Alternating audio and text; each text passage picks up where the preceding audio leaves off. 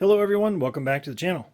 We have the parts from the Cooper S. It's all back and I'm ready to start doing assembly work, but we're going to take a moment to discuss when you send parts off to a machine shop and you get them back, making sure you actually got back what you asked for and things you can look at and check.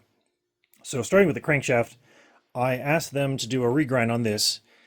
I also need to ask them to clean up the thrust face, and I asked them to polish the tail of the crank. So I can see the tail is polished. I can see that these thrust surfaces are flush. Now that means I need to do custom thrust washers, but this is another project for another day. But more importantly, it's the sizing of the grind for the bearings to give the correct clearance for oil when it's running in the block. So what we did with this crank to prevent the problems happening that happened to it previously is that this crank was sent out with the bearing shells to the machine shop, and I specifically asked them to fit the shells to the block and fit the shells to the rods, take the dimension of them, and then grind the crank so that I have an appropriate clearance between this exact set of bearing shells and the crank. So when I fit this, I'm expecting I think 1.5 to 2 thou clearance on all of my clearances, because that's what I specifically asked for. So that would be one way of checking to make sure that the crank is the right size.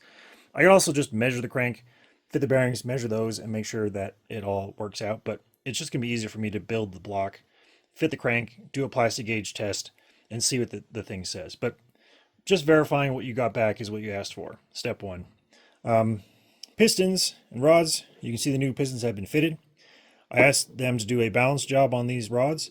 Now, I see the evidence of the grinding that has happened, so I see something has happened with the balance. Now, I'm not going to be checking the balance. I just am pointing out the fact that you can just visually check to see if something was done to improve the balancing work. And you're always going to have balancing work happening on these big casting lumps because that's the easiest place to remove material. You can also remove material up here as well. So just pay attention to when you ask for something, did you actually get evidence of it happening? The rest of the work was on the block. So let's go over the block and we'll check out what happened to that. Now, these pistons were chosen with the help of AC Dodd. These pistons are slightly chunkier than those previous set of pistons, which meant that the bore size and hone size needed to be slightly larger than the previous set.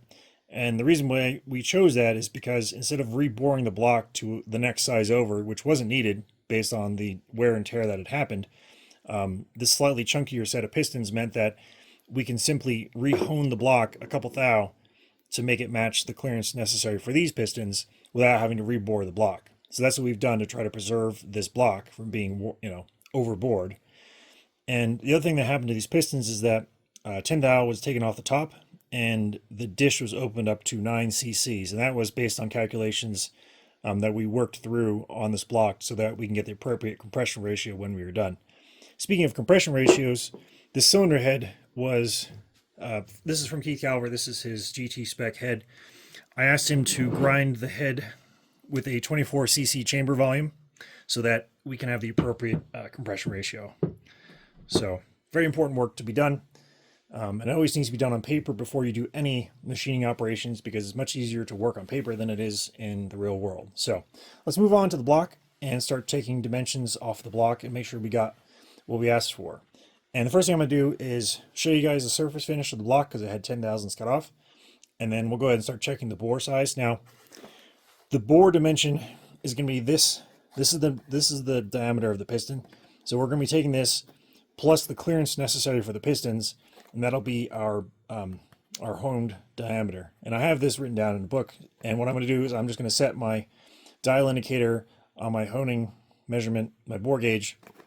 We'll set that up so that this plus the required clearance will read 0 on the gauge. And we're just going to check to make sure that the machine shop did in fact hone the block to the correct dimensions on all 4 cylinders. But let's go over the garage and we'll take a look at that.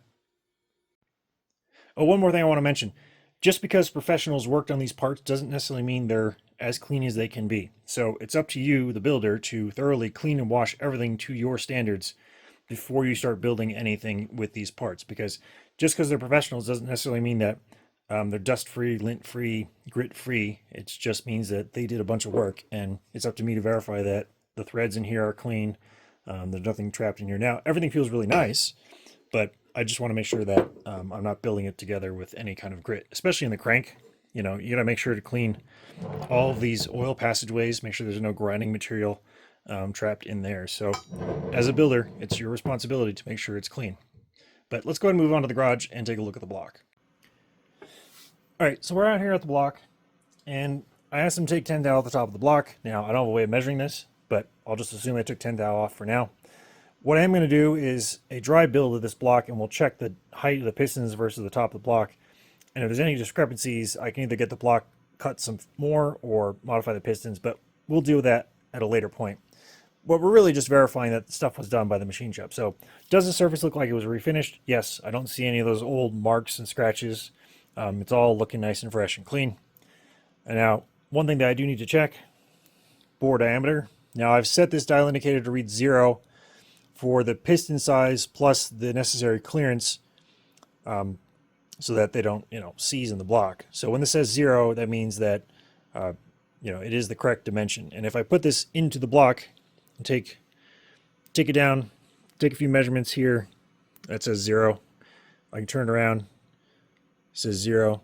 So I'll do this for, several locations in the block on each cylinder. Make sure that, are we getting what we paid for? And it looks like we are. So, and it also looks like they did a pretty good job. Everything seems pretty consistent in here. It's pretty much reading 0 all the way down. And you can just check, check everything. Because just because it looks round doesn't mean it is round. It's only round if you verify that it is round. So in this case, this block is good. This was bored. I should say this was honed to the correct dimension based on the information that was given to the machine shop. So they were listening. They did a good job with this. Other things that they did to this block. Let's see here. I asked them to do a very, very, very light line bore on this because there were some issues with these caps. And I got them to do a light line boring work on this, which is great. And let's see, pretty much that was kind of all the block really needed. Obviously, I need to go through the block. I need to re-clean all the threads. I need to go back, add some countersinks to all these holes and the bolts, etc. I need to clean all the threads out, wash the block thoroughly. Once again, as the builder, it's my responsibility to make sure that this engine is as dirt-free, grit-free as possible before it goes through its first start break-in cycle, because any dirt and grit in here is just going to go straight into the bearings and ruin the build. So it's up to me to make sure this is as clean as I possibly can make it. And so that's pretty much the next step for me. A lot of brushes, a lot of solvents, just giving this a good thorough cleaning, and we should be on our way. There are additional parts that need to be cleaned and prepped, which I'll talk about in a future episode, but I just wanted to talk about, getting an engine back from the machine shop, making sure that you got what you paid for, and that it is correct before you try and build it. So just a quick example of why you need to clean your block. I'm using a long wire brush to clean out the oil passageway from the rear crank bearing main bearing shell here, which goes to the cam. And as you can see, all of the grit and grime and debris that was pushed out of there. So this is why you need to clean the block yourself, because chemical cleaning processes sometimes don't get everything, whereas mechanically cleaning it will get everything else. So the last step before I start working on assembly work is to wipe everything down using a lint-free cloth such as this and more solvent.